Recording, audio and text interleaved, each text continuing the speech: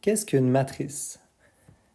Une matrice, c'est tout simplement un tableau avec des lignes et des colonnes, comme vous en avez vu des centaines de fois depuis le début de votre secondaire puis de votre cégep. Et a priori, dans ce tableau-là, il pourrait avoir n'importe quoi, mais dans le cadre de notre cours, ça va être uniquement des nombres réels. Donc pour nous, une matrice, c'est un tableau avec des nombres réels.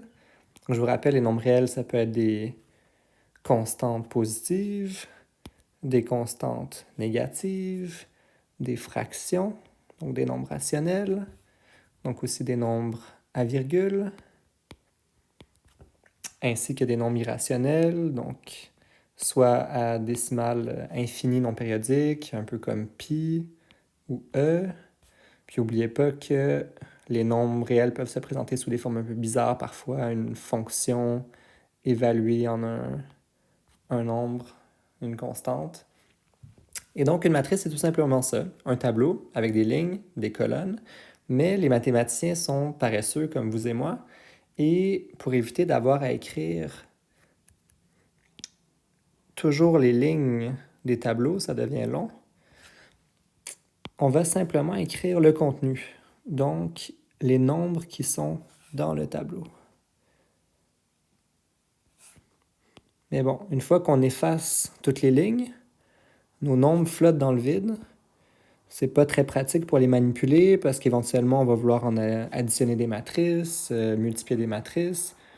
Donc, pour que ce soit pas juste des nombres dans le vide, on met des parenthèses, une grande parenthèse à gauche, une grande parenthèse à droite. Parfois, vous allez voir une écriture sous forme de crochet aussi, comme ça, dans le manuel ou sur Internet. Moi, je vais utiliser les parenthèses, mais les deux sont corrects. Et donc ici, j'ai fait une matrice avec 3 lignes et 3 colonnes. Puis on va toujours représenter le nombre de lignes par la lettre M minuscule. Donc ici, on dirait que M est égal à 3. Et on va toujours représenter le nombre de colonnes par un N minuscule.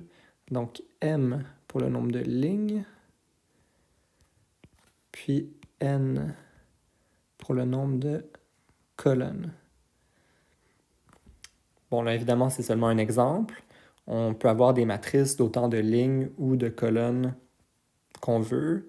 Par exemple, voici un autre exemple, la matrice 1, 2, 3, 4, 5, 6. Donc cette fois-ci, c'est une matrice avec 2 lignes et 3 colonnes. Et voilà, donc une matrice, c'est tout simplement un tableau avec des lignes, des colonnes, puis des nombres réels dans les cases.